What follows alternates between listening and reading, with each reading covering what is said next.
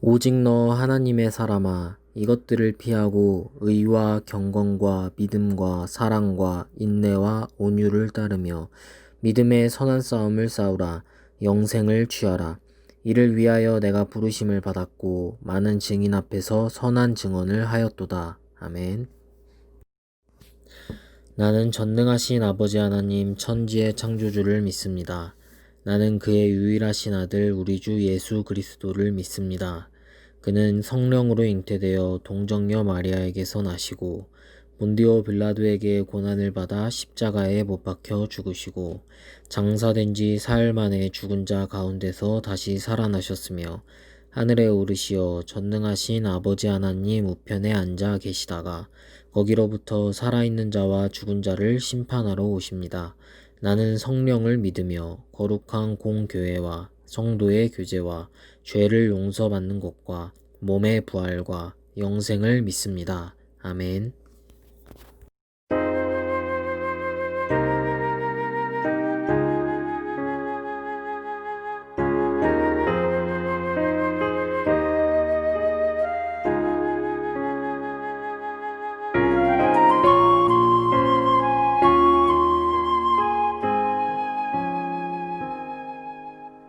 예수 우리 왕이여 이곳에 오셔서 우리가 함께 드리는 영광을 받아 주소서. 우리는 주님의 백성, 주님은 우리 왕이라. 왕이신 예수님 오셔서 좌정하사 다스리소서.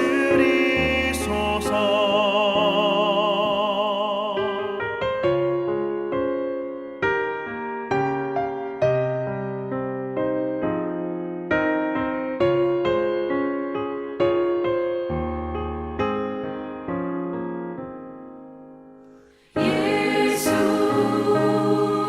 우리 주시여 이곳에 오셔서 우리가 주께 드리는 찬양을 받아 주소서. 우리는 주님의 종들, 주님은 우리 주시라. 주 되신 예수님 오셔서 이 찬양을 받아 주소서.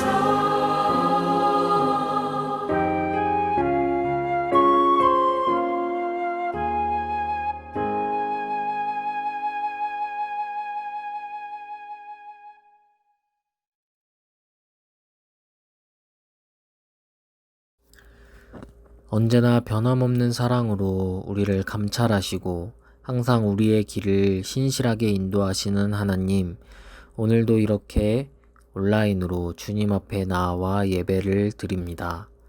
오늘 이 시간 이 예배에 참여하는 모든 사람들에게 주님의 축복과 주님의 은총을 아낌없이 내려 주시옵소서. 우리가 가진 것, 우리가 뛰어난 것은 없지만 하나님 앞에 정직하게 그리고 솔직하게 하나님의 말씀을 듣기를 원합니다. 주님 이 시간 우리에게 말씀하시고 그 말씀을 통하여 우리의 삶이 변화될 수 있도록 주님 우리의 삶을 인도하여 주시옵소서.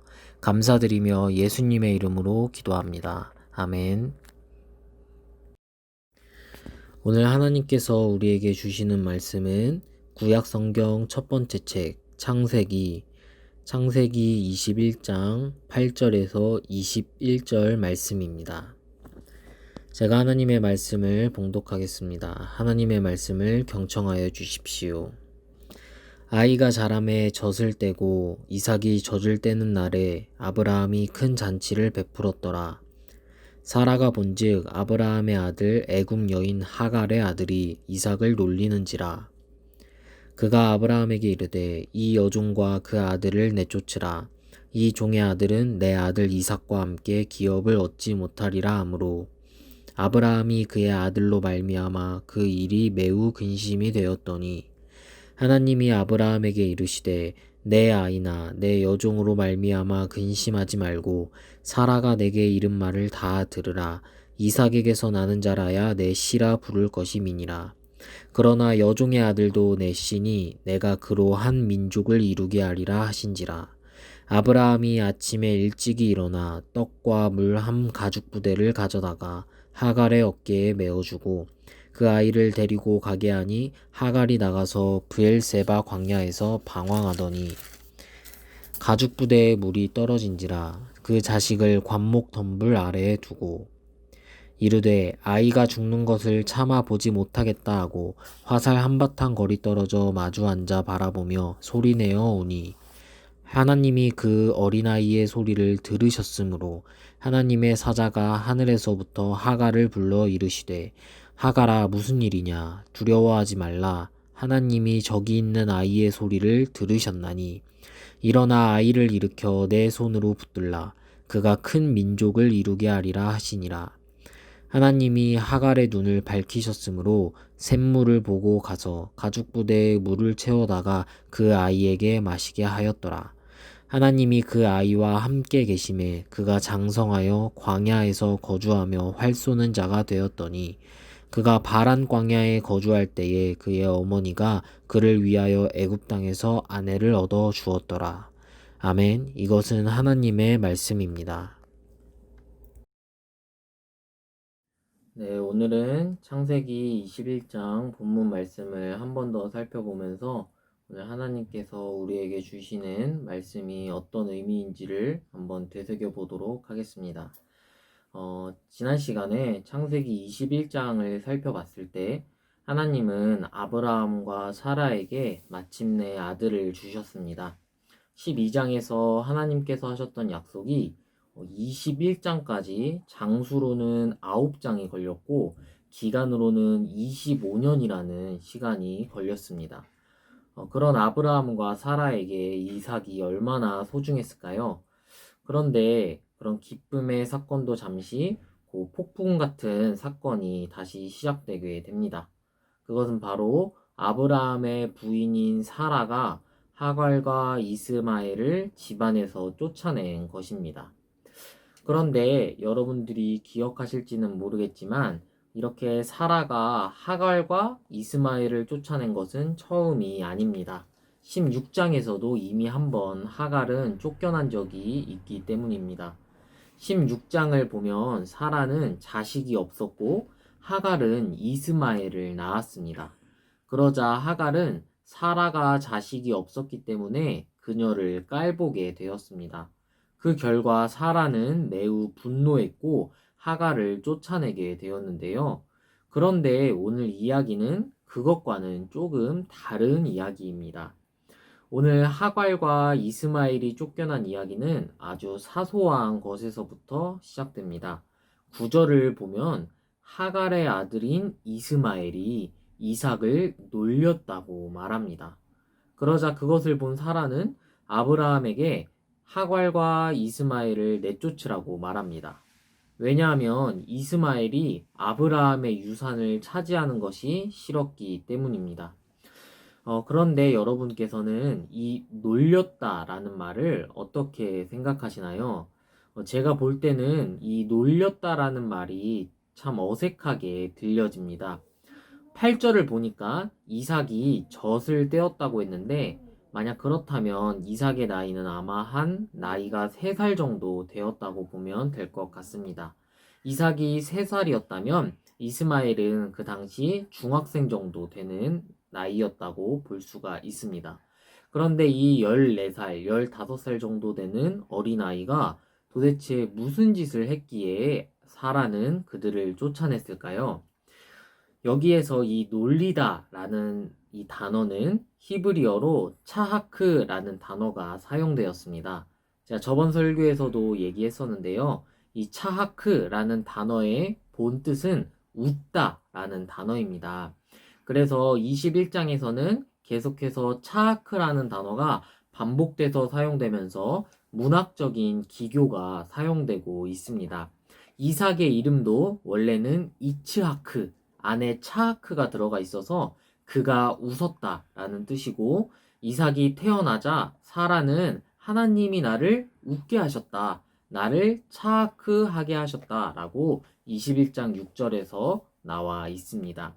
그런데 9절을 보면 하갈의 아들 이스마엘은 이삭을 놀렸다라고 하는데, 여기에서도 이 차하크라는 단어가 히브리어로는 피엘이라는 강조 형태로 사용되었습니다.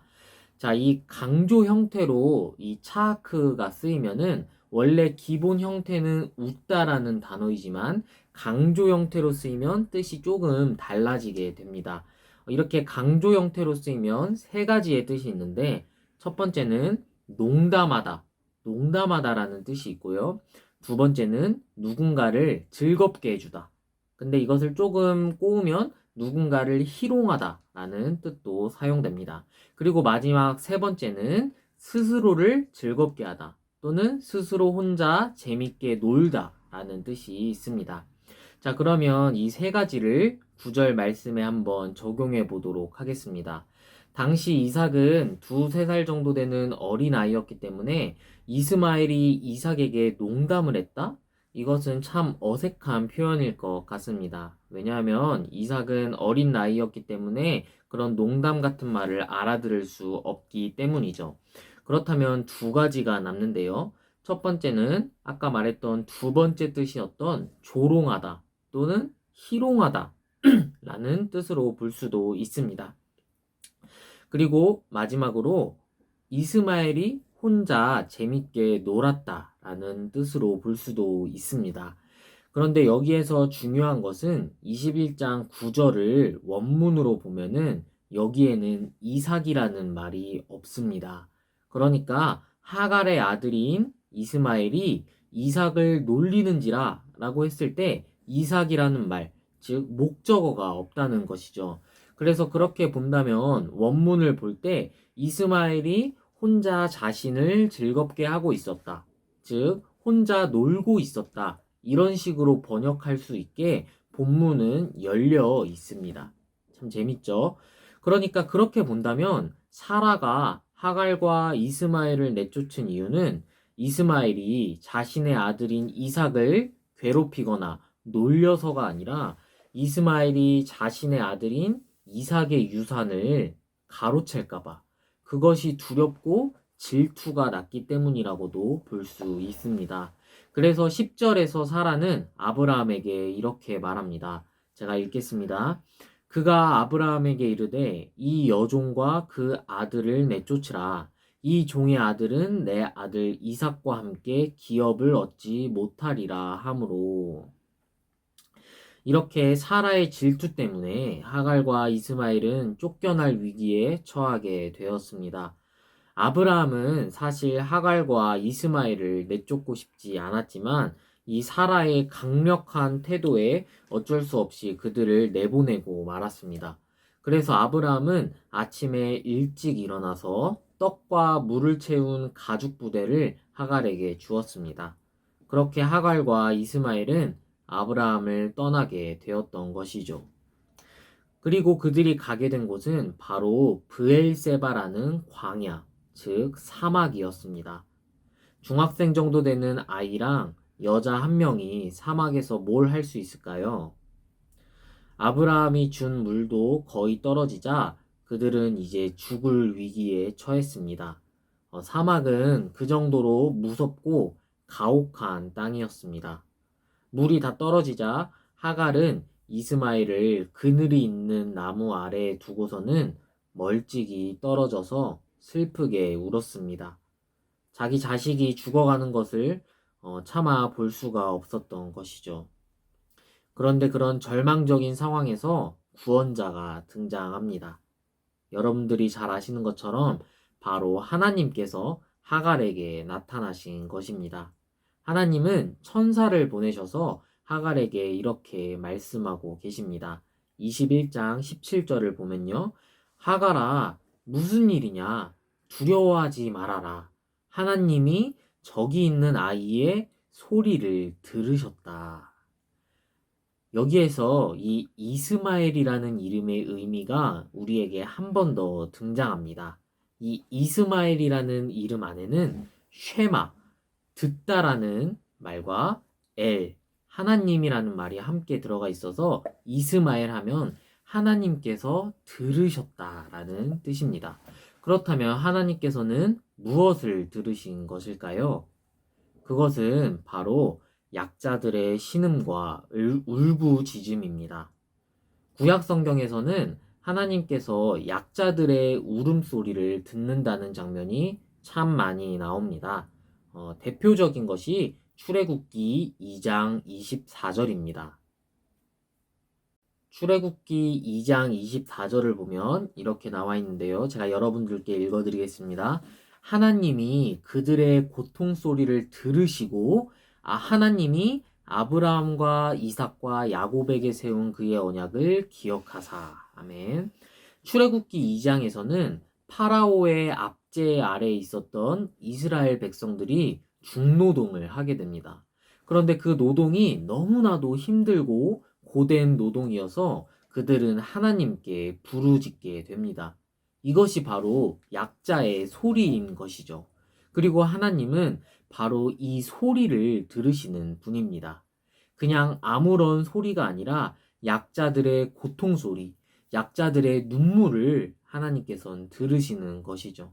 그래서 하나님은 그 고통 소리를 듣고 모세를 보내셔서 이스라엘 백성을 구원하시는 것이 바로 출애굽기의 이야기입니다. 자, 다시 오늘 본문으로 돌아오겠습니다. 오늘 이 이야기 역시도 마찬가지입니다. 하나님은 약자였던 하갈과 이스마엘의 고통의 소리를 들으셨던 것이죠. 그래서 그들에게 찾아오셔서 그들에게 물을 주시고 또 그들을 지켜주셨습니다. 하갈과 이스마엘은 선택받지 못한 사람이었습니다. 약속의 자녀는 이삭이었죠. 이스마엘은 약속에 포함되지 않은 사람이었습니다. 그리고 하갈은 이방인 여자였습니다. 그런데 하나님은 그들의 고통 소리를 들으시고 그들에게 이삭과 똑같은 축복을 허락하십니다. 그리고 하나님은 하갈의 눈을 밝히셔서 샘물을 찾게 하시고 마침내 그들을 구원해 주셨습니다. 놀라운 것은 18절을 보면 알 수 있는데 18절에서 하나님은 하갈에게 아주 놀라운 약속을 하고 계십니다. 그 놀라운 약속이 무엇인지 제가 여러분들께 읽어 드리겠습니다. 일어나 아이를 일으켜 내 손으로 붙들라. 그가 큰 민족을 이루게 하리라 하시니라. 하나님은 이스마엘이 큰 민족을 이루게 하신다고 말씀하고 계십니다. 그런데 정말 놀라운 것이 무엇이냐면 이것은 창세기 12장에서 하나님께서 아브라함에게 하신 약속입니다. 아브라함에게 너가 큰 민족을 이루게 될 것이다 라고 말씀하셨던 것이죠. 그런데 이 이스마엘이 바로 그 아브라함과 동급인 축복을 받게 된 것입니다. 한 가지 신기한 것은 하나님이 아브라함에게 약속하시면서 뭐라고 말씀하셨냐면 너를 많은 민족의 아버지로 만들어주겠다라고 하셨는데 그 약속이 이런 식으로 이루어지게 되는 것입니다. 이삭도 큰 민족을 이루고 이스마엘도 큰 민족을 이룸을 통해 하나님은 아브라함이 여러 민족의 아버지가 될 것이라는 약속을 마침내 이루어 주셨습니다. 그런데 가장 놀라운 것이 여기서 한 가지 더 나옵니다. 그것은 20절 말씀에 나오는데요. 제가 20절 말씀을 읽겠습니다. 하나님이 그 아이와 함께 계심에 그가 장성하여 광야에서 거주하며 활 쏘는 자가 되었더니 아멘. 자, 20절 말씀을 보면 아주 놀라운 말씀이 등장합니다. 그것은 바로 하나님이 그 아이와 함께 계셨다라는 말입니다. 하나님이 이스마엘과 함께 계셨던 것이죠. 하나님이 함께 계시는 사람. 여기에서 사용된 이 문장은 출애굽기 18장 19절에서도 동일하게 쓰였는데 그것이 어떻게 쓰였냐면 하나님이 모세와 함께 계셨다고 할 때 쓰인 말과 동일합니다. 그러니까 이스마엘은 모세처럼 하나님이 함께 동행한 사람이 된 것이죠. 정말 놀라운 축복이 아닐 수 없습니다. 왜 하나님은 이스마엘과 함께 계셨을까요? 이스마엘이 뭔가 특별한 일을 해서였을까요? 아닙니다. 이스마엘은 하나님께 예배를 드린다거나 귀한 제물을 바친다거나 혈통이 특별한 것도 아니었습니다. 하나님이 이스마엘과 함께 계셨던 것은 이스마엘이 바로 약자였기 때문입니다. 아픔과 고통 속에 있는 이스마엘을 하나님이 내버려 둘 수 없었기 때문입니다. 우리는 이런 하나님의 속성을 기억할 필요가 있습니다. 하나님은 약자들을 돌보시는 분입니다. 제가 이 말씀을 너무나도 많이 여러분들께 해드렸기 때문에 이것이 지겹게 들릴 수도 있겠지만 이것이 바로 구약 성경이 증언하는 하나님의 속성입니다. 그리고 그 하나님께서 가장 기뻐하시는 것이 무엇이냐? 그것은 바로 우리 주위에 있는 약자들과 이웃들에게 사랑을 베푸는 것입니다. 여전히 전 세계에는, 그리고 우리나라에는, 그리고 더 좁혀 들어가면 우리 주변에는 이런 약자들이 너무나도 많습니다. 하나님께서는 그들의 고통 소리를 듣고 계십니다. 그리고 또한 여러분의 고통 소리도 하나님께서 다 듣고 계십니다. 여러분이 힘들고 아플 때, 그리고 오늘 이 본문처럼 이 본문의 이스마엘처럼 위기에 처해 있을 때도 하나님은 여러분의 그 소리를 들으실 것입니다. 우리의 소리를 들으시는 하나님께 우리는 그런 하나님을 의지하고 신뢰하는 그런 신광교회 중고등부가 되기를 주님의 이름으로 축복합니다. 기도하겠습니다. 사랑이 많으신 하나님, 오늘 이스마엘과 그리고 하갈의 이야기를 통해 우리에게 하나님이 어떤 분인지를 알려주시니 주님 감사를 드립니다. 하나님께서 정말 약자들을 돌보시고 약자들의 소리를 들으시는 분이라는 것을 다시 한번 깨닫게 됩니다. 혹시 주님, 우리 신광교회 중고등부 친구들 중에 정말로 고통받고 어려움에 처해 있고 삶의 문제가 앞에 가로막고 있다면 하나님 우리의 소리를 들으시고 우리의 부르짖음을 들으셔서 우리에게 하나님이 찾아와 주셔서 우리를 구원하시고 우리를 새롭게 하여 주시옵소서. 감사드리며 예수님의 이름으로 기도합니다. 아멘.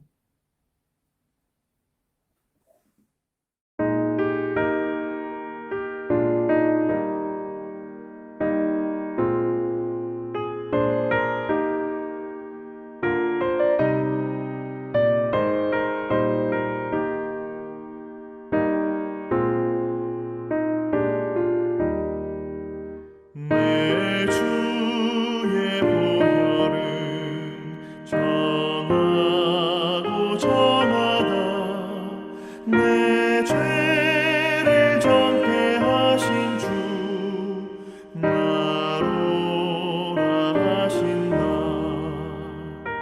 내가 주께로 지금 가오니 십자가의 보혈로 날 씻어 주소서 약하고 추해도 주께로 나가면 힘 주시고 내 추함을 곧 씻어 주시네 내가 주께로 지금 가오니 십자가의 보혈로 날 씻어 주소서 나로라 하심은 온전한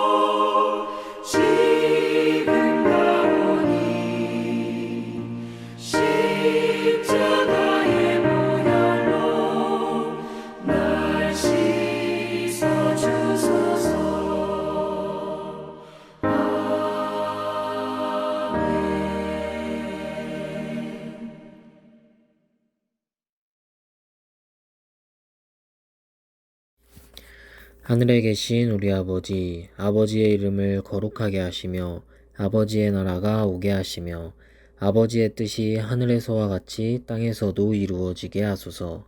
오늘 우리에게 일용할 양식을 주시고 우리가 우리에게 잘못한 사람을 용서하여 준 것 같이 우리 죄를 용서하여 주시고 우리를 시험에 빠지지 않게 하시고 악에서 구하소서. 나라와 권능과 영광이 영원히 아버지의 것입니다. 아멘.